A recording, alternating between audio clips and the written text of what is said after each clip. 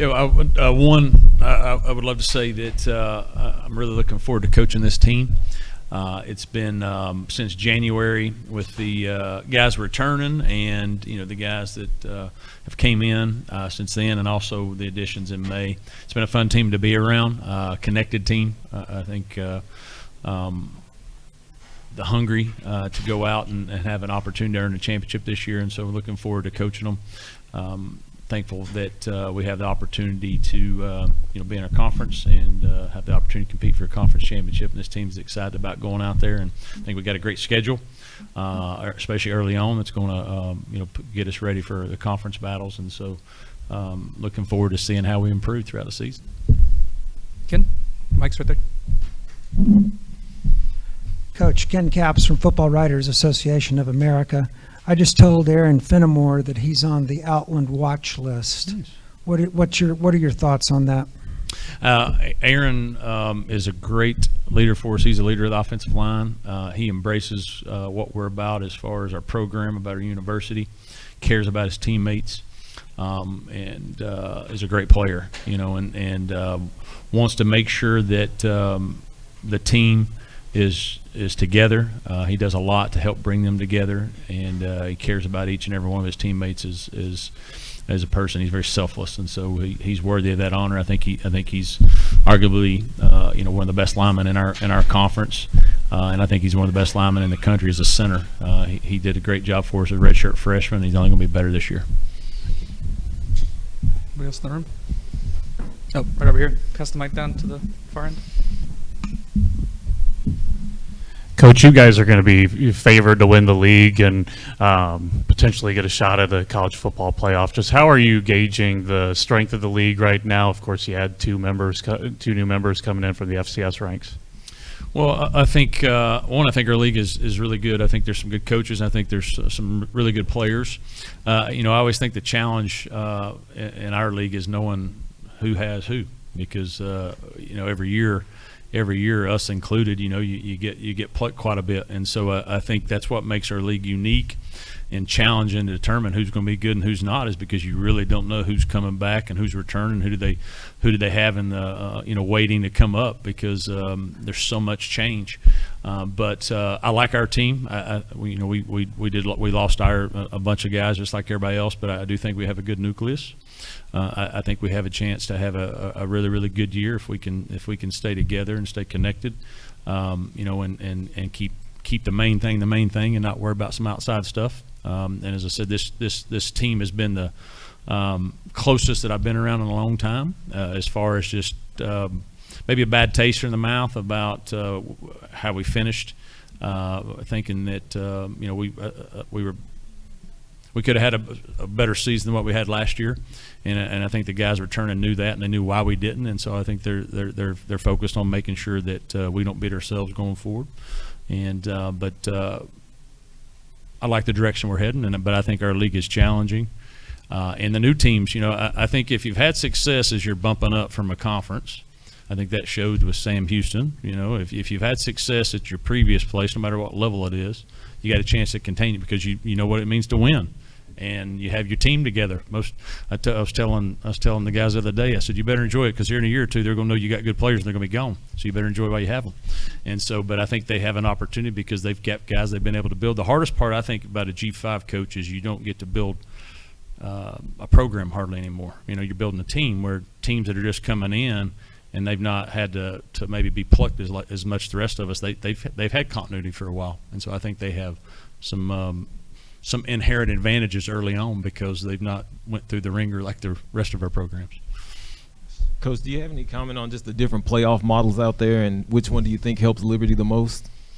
I've not paid attention to it enough to know exactly who's pushing who. Obviously, the one that maintains, that gives us the best opportunity, and I say us, our level gives us the best opportunity to have a chance to compete for the national championship is the one I'll support.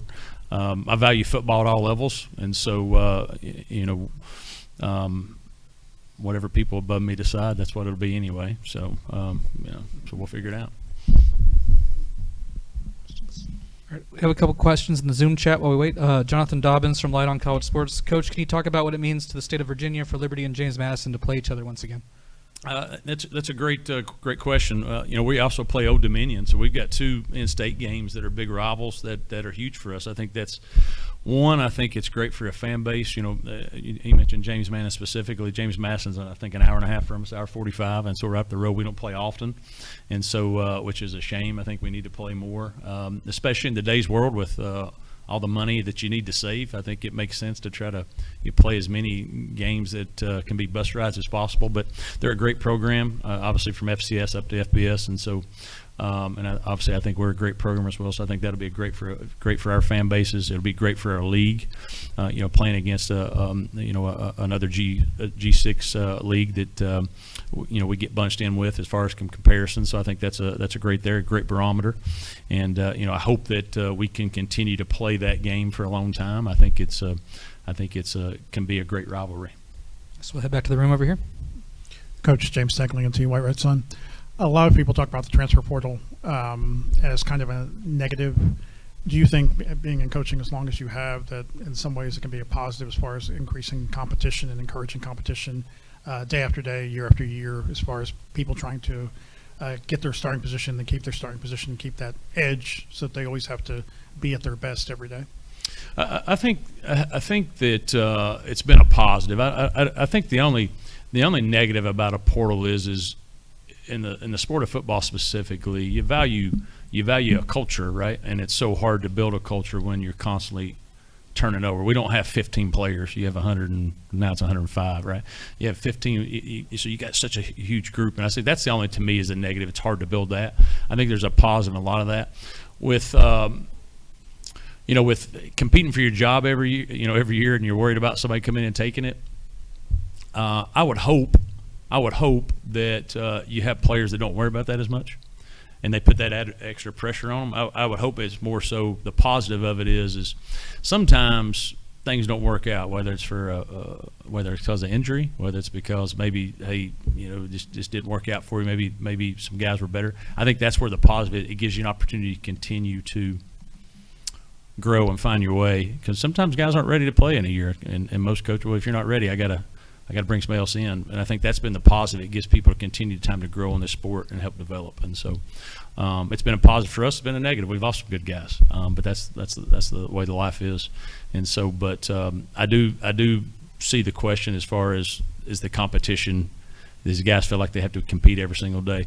Yes, but I would hope that's who they are anyway, regardless of whether a portal there or not, at least from my experience. A couple more questions on the Zoom chat. Bryson Gordon from the News in Advance. Coach, since spring ball, you and your players have mentioned a refreshing mentality around the team after last year. Do you feel that change is kind of possibly even more valuable than some of the players you've added this season? Yeah, I think it's a good question. I think no matter how talented you are, no matter how good you are, if you're not together, if you're not all going in the same direction, it doesn't matter. You're battling against each other, and for points in a season, I felt like maybe we did that. And obviously, as the head coach, that was my job to either correct it or fix it or not allow it to happen. And I didn't do a very good job of doing that. But I do think our staff and our players have had a reinvigorated focus on making sure that we don't allow. I'll use the old quote: "The enemy's within the tent." The enemy's within the tent to hurt our program. And so I think that we're together. And anybody that we've added has come into that and senses that, knows that we're together. And so I think that's going to be a difference for us this year. And closer games, if talent's equal, the teams that connected has a chance to do that. Last year we weren't as connected and we lost close games. And so I'm hoping, and I believe this year that'll go in our favor, because we will be a tighter team. Another question from the Zoom chat. Oliver Hodgkinson from PFSN. Coach, Elijah August was the Liberty nomination for the All-State Good Works team. Tell us a little about the importance of players like him in building a culture. Yeah, Eli is he's a special young man. Eli was a walk-on at Liberty, and from Massachusetts, ended up earning a scholarship last year. And if you ask anybody on our team who is selfless, who cares about his teammates, who doesn't do anything to bring attention to himself but wants to serve others, it's Eli August. And he does not only that with their team, he does that in the community. He helped raise his sister, his mom, and it was his mom and him and his sister. He does a lot for her. He's done a lot for her to help her. And so he's a tremendous young man who, beyond the football field, is going to do some special things, and he's well deserving of that honor. But he's been great as far as in today's world. I mean, you still have people like him that truly care and value the opportunity that football's given him, and not what he's been able to take away from it, but just the doors that's open. And he's not only knocked down those doors, he's ran through them and been able to open more because of just who he is. And so, really proud of Eli. Awesome.